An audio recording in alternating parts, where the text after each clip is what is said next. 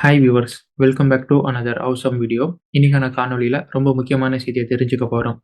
Middle ஈஸ்டில் நடக்கும் பிரச்சனை காரணமாக கச்சா எண்ணெயின் விலையில் மாறுதல் ஏற்படுமா, கச்சா எண்ணெயின் விலை ஏறுமா, நமக்கான பெட்ரோல் விலையெல்லாம் இதில் இம்பேக்ட் ஆகுமா அப்படிங்கிறதுக்கான விடையை தெரிஞ்சுக்க போகிறோம். ஏற்கனவே ஈரான் ஒரு செய்தியை கொடுத்துருந்தாங்க. Suppose Iran versus Israel conflict full ஸ்கேலில் போச்சுன்னா மிடில் ஈஸ்டில் இருந்து ஒரு துளி எண்ணெய் கூட உலக நாடுகளுக்கு ஏற்றுமதி செய்யப்படாது அப்படிங்கிற எச்சரிக்கை ஈரானால் கொடுக்கப்பட்டது. இன்னொரு பக்கம் யூரோப்பில் இதோ வரேன் அப்படின்னு வின்டர் சீசன் வந்துகிட்டே இருக்கு. இதற்கு மத்தியில் க்ரூட் ஆயில் உற்பத்தியில் உலகிலேயே 3வது இடத்துல மிடில் ஈஸ்ட் இருக்கு. சப்போஸ் மிடில் ஈஸ்ட்ல இருந்து க்ரூட் ஆயில் ஏற்றுமதி செய்யப்படலை, ஏற்றுமதி தடைப்பட்டால் அது அமெரிக்கா மற்றும் யூரோப் யூனியனுக்கு பெரிய சிக்கலாக போய் முடியும். ஏன்னா ஏற்கனவே அமெரிக்கா ஒரு ஆர்டரை போட்டிருக்காங்க. ரஷ்யா கிட்ட இருந்து ஐரோப்பிய ஒன்றிய நாடுகள் கச்சா எண்ணெயோ இல்லை கேசோலின் போன்ற ப்ராடக்ட் எதுவும் வாங்கக்கூடாது. அதை மீறி நீங்கள் வாங்குறீங்கன்னா என்னுடைய ப்ரைஸ் கேப்பில் தான் நீங்கள் அவங்க கிட்ட இருந்து வாங்கணும் அப்படிங்கிற ஒரு தடை பெரிய நாள் போடப்பட்டது.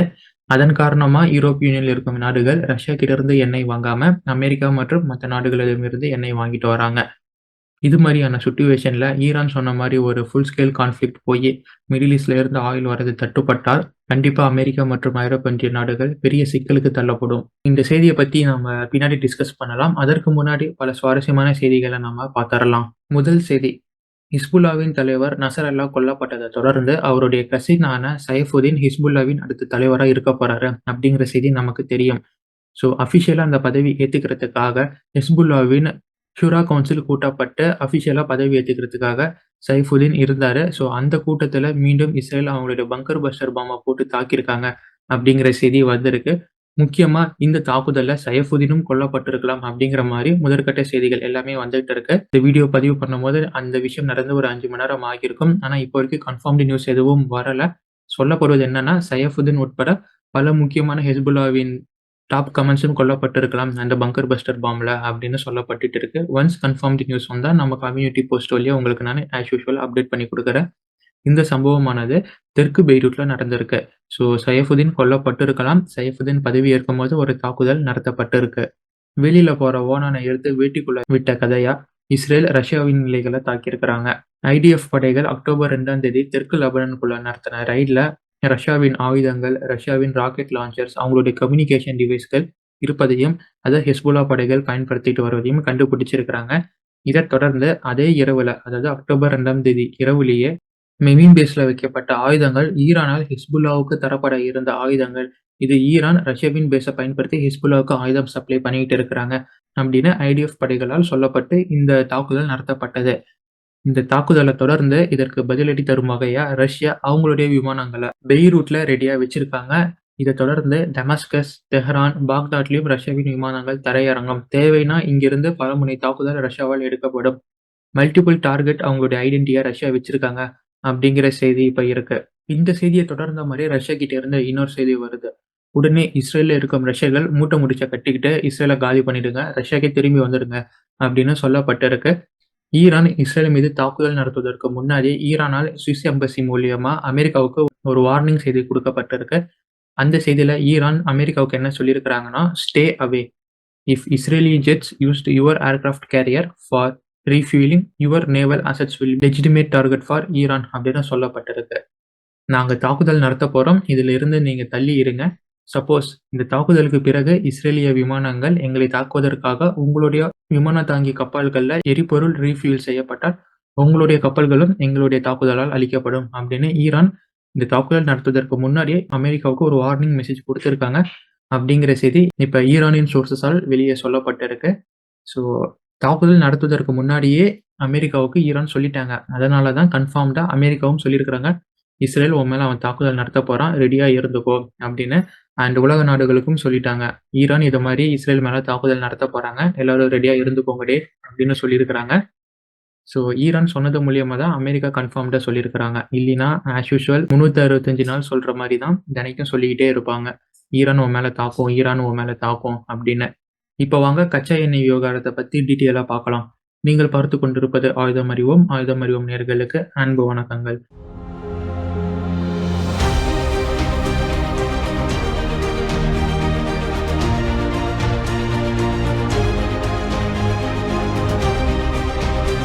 கச்சா எண்ணெய், கேசோலின் போன்ற இயற்கை எரிவாயுவை ஏற்றுமதி செய்யும் மிடில் ஈஸ்ட்ல மிகப்பெரிய போர் பதற்றம், பேஜர் தாக்குதல், நசரல்லா கொலை, அதற்கு பதிலடியா ஈரான் இஸ்ரேல் மீது நடத்திய தாக்குதல்னு ரொம்ப ஹாட்டா போக, எங்க பெரும் போர் மத்திய கிழக்கு நாடுகள் மத்தியில் உருவாகி இயற்கை எரிவாயு பற்றாக்குறை ஏற்படும் என கச்சா எண்ணெயின் விலை கிடுகிடுன்னு மார்க்கெட்ல உயர்ந்திருக்கு.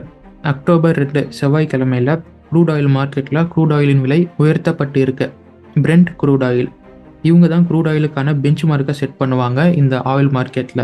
டெய்லி க்ரூட் ஆயில் மார்க்கெட்டில் பேரலின் விலை ஏறும் இறங்கும். சிமிலர் டு இந்த ஷேர் மார்க்கெட்டில் இன்ட்ரா ட்ரேட் பண்ணுவாங்க இல்லைங்களா, ஒரே நாளில் வாங்கி விற்பாங்க. அது மாதிரி இந்த ட்ரேடிங்கில் இருக்கிறவங்களுக்கு நான் என்ன சொல்ல வரேன்னு புரியும். இப்படி டெய்லி ரேட் ஃப்ளக்சுவேஷன்லேயே இது வரைக்கும் இல்லாத அளவு, போன வருஷம் மார்ச்சில் இருந்து அக்டோபர் 2, 2024 வரை இல்லாத அளவுக்கு டெய்லி ட்ரேடிங்லேயே ஆயில் பேரலின் விலை அக்டோபர் 2 தான் அதிகமாக ஃப்ளக்சுவேட் ஆகி உயர்ந்திருக்கு அப்படின்னு பிரெண்டால் சொல்லப்பட்டிருக்கு. ஒரு பேரலின் விலை $75.40 டெய்லி ட்ரேடில் ரெக்கார்ட் அடிச்சிருக்கு. அதே மாதிரி WTIன்னு சொல்லப்படும் வெஸ்ட் டெக்சாஸ் இன்டர்மீடியேட்டில் பேரலின் விலை 5% உயர்த்தப்பட்டு $71.84 விற்பனை ஆனது. ஒரே நாளில் இது மாதிரி ஆயில் பேரலின் விலை குபீர்னு உயர்த்தப்பட, இதுக்கு அடுத்த நாள் இதை கட்டுப்படுத்தி பிரெண்ட்ல $73.90 WTIயில் $70.10 பேரலை ஆயில் மார்க்கெட்டில் Brent and WTI roll out பண்ணி ஒரு ஸ்டேபிள் பண்ணியிருக்கிறாங்க. ஆனால் இப்போ வர இந்த ஃப்ளக்சுவேஷன் ரேட் செட்டில் ஆகலை அப்படின்னு தான் நாம் சொல்லணும். எப்போ வேணாலும் அந்த பக்கம் போர் வெடிக்கலாம். அப்படி போர் வெடிச்சு இந்த பக்கம் ஃப்ளக்சுவேஷன் கனாபின்னான்னு போகும். இது மாதிரி மிடில் ஈஸ்டில் நடக்கும் பிரச்சனையினால ஆயில் மார்க்கெட்டே ஷேக் ஆகுறதுக்கு தகுந்த காரணம் இருக்கு. குளோபல் ஆயில் ப்ரொடக்ஷனில் மிடில் ஈஸ்டில் இருந்து ப்ரொடியூஸ் செய்யப்படும் ஆயில் மற்றும் உலக அளவில் ஆயில் ப்ரொடக்ஷனில் மிடில் ஈஸ்ட்டை 3வது இடத்துல நிப்பாட்டி இருக்கு. இங்கே இருந்து சப்ளை செய்யப்படும் ஆயில் தட்டுப்பட்டால் அதை என்டையர் ஆயில் மார்க்கெட்டையே ஆட்டி பார்க்கும். அதற்கு சிறந்த உதாரணமாக இந்த அக்டோபர் 2 டெய்லி ஆயில் ரேட் ஃப்ளக்சுவேஷனை நாம் எடுத்துக்கலாம். இப்போ மிடில் ஈஸ்டில் ஒரு ஆயில் பஞ்சாயத்து ஏற்பட்டால் டைரெக்டாக அதை அமெரிக்காவின் ஆயில் மார்க்கெட்டை ஷேக் பண்ணும், வேர்ல்டு ஆயில் மார்க்கெட்டை ஷேக் பண்ணும் அப்படின்னு நமக்கு தெரிஞ்சிருச்சு. அது என்ன கேசோலின் அப்படின்னு கேட்டிங்கன்னா, நாம் எப்படி பெட்ரோல், டீசல், க்ரூட் ஆயிலோடைய பை ப்ராடக்டை சொல்கிறோம். ஸோ அதற்கு அமெரிக்கன் பெயர் தான் கேசோலின். ஸோ கேசோலினுங்கிறது அமெரிக்காவில் க்ரூட் ஆயிலோடைய பை ப்ராடக்டை சொல்லுவாங்க. இப்போ பாருங்கள், இங்கே மிடில் ஈஸ்டில் ஒரு பஞ்சாயத்து ஏற்பட்டால் அமெரிக்கா எப்படி பாதிக்கப்படும் அப்படின்னு சொல்கிறேன். அமெரிக்கா கச்சா எண்ணெய் இறக்குமதி செய்யும் முதல் 5 நாடுகளில் Canada, Mexico, Saudi Arabia, Iraq, Brazil இந்த நாடுகள் தான் இருக்குது. இதில் Iraq and Saudi Arabia middle ஈஸ்டில் இருக்கும் நாடுகள். இதனால தான் மிடில் ஈஸ்ட் அடி வாங்கினா அமெரிக்காவில் எஃபெக்ட் வரும் அப்படின்னு நான் சொல்கிறேன். நீங்கள் கேட்கலாம், மற்ற நாடுகளை வச்சோ இல்லை அமெரிக்கா அவங்களுடைய ஆயில் ப்ரொடக்ஷன் கெப்பாசிட்டியை இன்க்ரீஸ் பண்ணியோ இந்த ஃப்ளக்சுவேஷனை இல்லை டிபெண்ட் பண்ணி இருக்கும் நிலைமையை மாற்றலாமே அப்படின்னு கேட்கலாம். பட் ஆயில் மார்க்கெட்டுங்கிறது அப்படி ஒர்க் ஆகாது. ஆயில் மார்க்கெட்டில் பெரும்பாலும் எங்கேருந்து ஆயில் வருதுன்னா ஒபக் அண்ட் ஒபக் ப்ளஸ் நாடுகள் கிட்ட இருந்து தான் ஆயில் வருது. அவங்களுடைய ஆயில் மார்க்கெட்டில் எவ்வளோ வருதோ அதோடைய டிமாண்ட் அண்ட் சப்ளையை பொறுத்து தான் ஆயில் மார்க்கெட்டில் ஒரு பேரலோடைய விலை நிர்ணயிக்கப்படுது. ஸோ அமெரிக்காவின் ப்ரொடக்ஷன் ரேட் அவங்களுடைய இதை வச்சு இங்கே ஆயிலின் விலை நிர்ணயிக்கப்படலை. ஒபக் அண்ட் ஒபக் ப்ளஸ் நாடுகளுடைய ப்ரொடக்ஷன் ரேட்டை வச்சு தான் ஆயில் மார்க்கெட்டில் ஆயில் பேரலோடைய விலை நிர்ணயிக்கப்படுது. அப்போ ஒபக் அண்ட் ஒபக் ப்ளஸ் அவங்களுடைய ஆயில் ப்ரொடக்ஷனை கண்ட்ரோல் பண்ணி டிமாண்ட் அண்ட் சப்ளைவை ஃப்ளக்சுவேட் பண்ணாங்கன்னா இங்கே ஆயில் மார்க்கெட்டில் ஆயிலின் விலை ஏறும் இறங்கும். அதே மாதிரி ஒபக் அண்ட் ஒபக் ப்ளஸ் நாடுகளுக்கு ஈடாக நானும் ஆயிலை உருவாக்கி ஏற்றுமதி இறக்குமதி பண்ணுறேன், சப்ளைவை பண்ணுறேன் அப்படின்னு அமெரிக்கா இறங்கினா அவங்களால ஒபக் அண்ட் ஒபக் ப்ளஸ் நாடுகள் அளவுக்கு ஆயில் ப்ரொடியூஸ் பண்ண முடியாது. இதன் காரணமாக தான் அமெரிக்கா தனியாக அவங்களுடைய ஆயில் ப்ரொடக்ஷன் ஃபெசிலிட்டி வச்சிருந்தாலுமே இந்த க்ரூட் ஆயில் மார்க்கெட்டில் பேரலின் விலையெல்லாம் எவ்வளோ இருக்கோ அதற்கு ஈடாக தான் அவங்களாலையும் வாங்க முடியும், விற்க முடியும். ஸோ வாங்கும் விற்கும் திறன் அப்படிங்கிறது அமெரிக்கா சுயமாக செயல்பட முடியாது. ஒபக் அண்ட் ஒபக் ப்ளஸ் நாடுகளை டிபெண்ட் பண்ணி தான் இருக்க வேண்டியது வரும். இந்த ஒபக் அண்ட் ஒபக் ப்ளஸ் நாடுகள் அப்படிங்கிறது யாருன்னா பெரும்பாலும் மிடில் ஈஸ்டில் இருக்கும் நாடுகள் தான் ஒபக் அண்ட் ஒபக் ப்ளஸில் இருக்குது. ஸோ ஒபக்னா யார், ஒபக் ப்ளஸ்னா யார், ஒபக் அண்ட் ஒபக் ப்ளஸை ரஷ்யா எப்படி கண்ட்ரோல் பண்ணுறாங்க அப்படிங்கிறதுக்கான தனி காணொலி எக்ஸ்க்ளூசிவாக நம்ம ஆயுதம் அறிவோம் சேனல்லையே ஏற்கனவே பதிவு பண்ணியிருப்போம். இந்த ஆயில் மார்க்கெட், டாலர் அப்படிங்கிற ஸ்ட்ராட்டஜியெல்லாம் தெரிஞ்சுக்கிறதுக்காக. ஸோ அதை பார்க்காதவங்க அதை பற்றி ஒரு ஐடியா வேணும் அப்படின்னா ஜஸ்ட் ஆயுதம் அறிவோம் ஒபக் அண்ட் ஒபக் ப்ளஸ் அப்படின்னு டைப் பண்ணுங்கள். உங்களுக்கான நம்ம சேனலில் இருந்து அந்த காணொலி வரும். அதை பார்த்து இந்த ஒபக் அண்ட் ஒபக் ப்ளஸ் எப்படி செயல்படுது, அமெரிக்கானால ஏன் இந்த ஆயில் மார்க்கெட்டை கட்டுப்படுத்த முடியாது அப்படிங்கிறதெல்லாம் நீங்கள் தெரிஞ்சுக்கலாம்.